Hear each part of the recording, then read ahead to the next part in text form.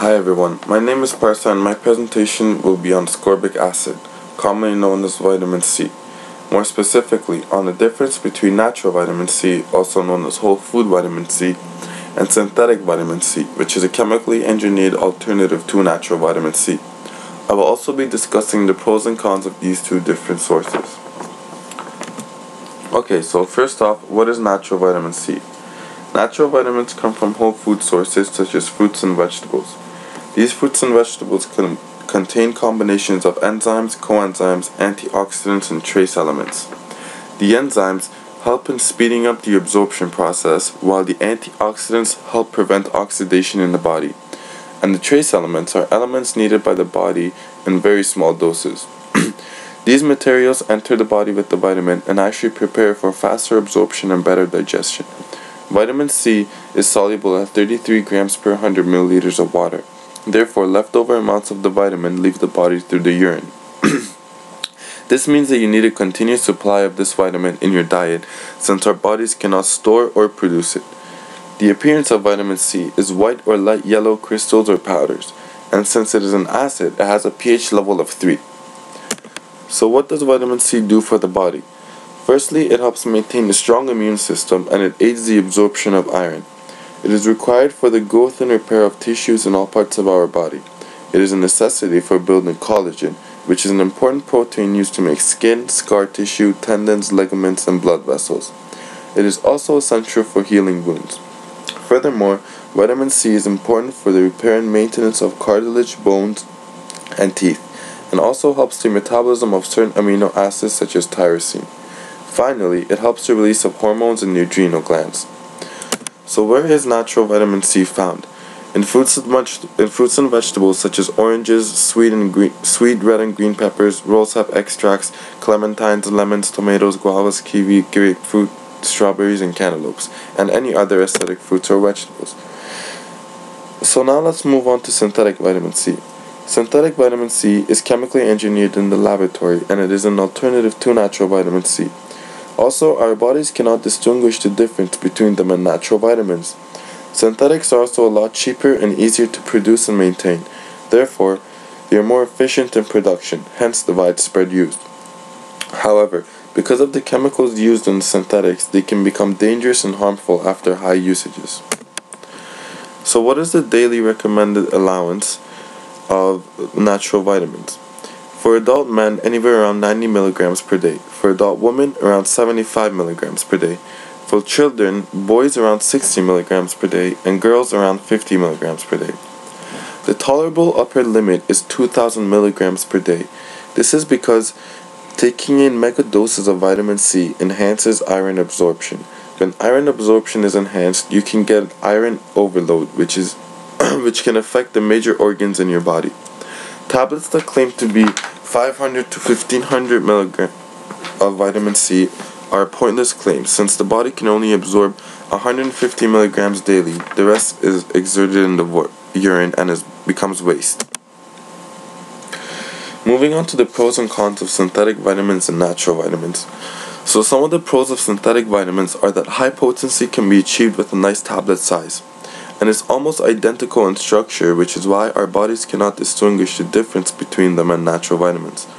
Pretty much works the exact same as natural vitamins because of this identical structure, and is cheaper because of the ingredients used, and it's also easier to produce and maintain. Some of the cons are that artificial chemical colors are added. It contains tablet fillers and excipients to physically hold the pill together, and it doesn't contain cofactors which come along with vitamins. Also, large doses can become harmful because of the tablet fillers and chemical colors used. And it doesn't contain bioflavonoids. Bioflavonoids are proven to be very helpful in the digestion of vitamin C, preventing it from oxidation in the body, which allows the body to reel the most amount of benefits from the vitamin. So, some of the pros of natural vitamin C are that no artificial colors or chemicals are added. It is perfectly safe and it can easily be digested and absorbed with food. No sugars or flavors are added, and it excludes the use of heat, pressure, and toxic solvents. And it comes from whole food sources such as whole food sources that contain combinations of enzymes, coenzymes, antioxidants, and trace elements and minerals. It contains all nutrients of the foods from which they are derived. And they contain cofactors responsible for better nutrient absorption by the body. And they also contain bioflavonoids. Some of the cons are that it's more expensive and harder to produce, and it's also harder to gain the required dosage of because you will have to be eating a lot more. Finally, I would like to show you this video about synthetic vitamins and how they can be very harmful to the body.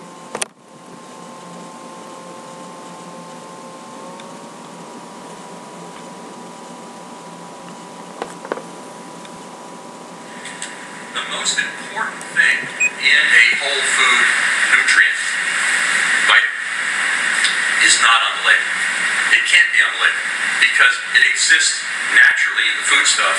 It hasn't been found yet, and the FDA only wants to know percentages of those things they can truly identify. But if you think of a long row of dominoes, and you go along and you tip over the first one, it goes to the other end.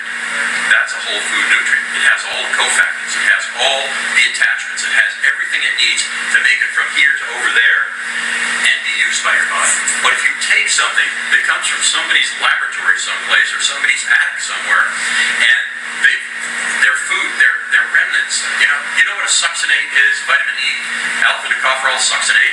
Okay, the succinate is, who owns the process for that? Eastman Kodak owns the process for that. Well, why does Eastman Kodak have anything to do with the vitamin business?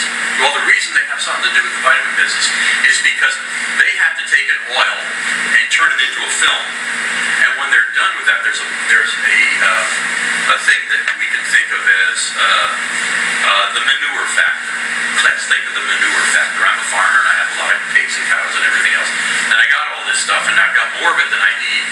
And so one day I had the bright idea to stick it all in the front yard with a big sign that says fertilizer for sale. It's no longer manure, it's fertilizer. And I had people pay me for my cow's poop. What a thought, So consequently, the manure factor carries over in a lot of other industries. So for example, what do they do with nuclear waste? Well, they sell it to those people that have field irradiators. So they can take your potato and nuke it 12 times before it ever gets to the marketplace. So like when we were all young, your kids would come home from school and we'd have a sweet potato and we'd put toothpicks in it and stick it in the plant and it would grow a pretty flower. It won't work anymore because those things have been nuked. It won't work with a potato anymore because you could take a potato years ago, cut it 4 ways, stick it in the ground and have potatoes. I mean, just grow more potatoes. But now, due to the manure factor is take this and sell it to the public. How about fluoride? Calcium fluoride is natural in nature, but sodium fluoride is a remnant product from aluminum mining. I mean, so what do? They sold a bill of goods to the government, they sold a bill of goods to the dental community, and now what we have is taking somebody's manure and turning it into, quote, some product. Well, succinate is the remnant of making, in fact, film. So what they did, the succination process is they take this big gooey mass, they heat it up, they cool it down, it turns into a big crystal, they hit it, turns into a powder, they put it in a pill, they sell it to us.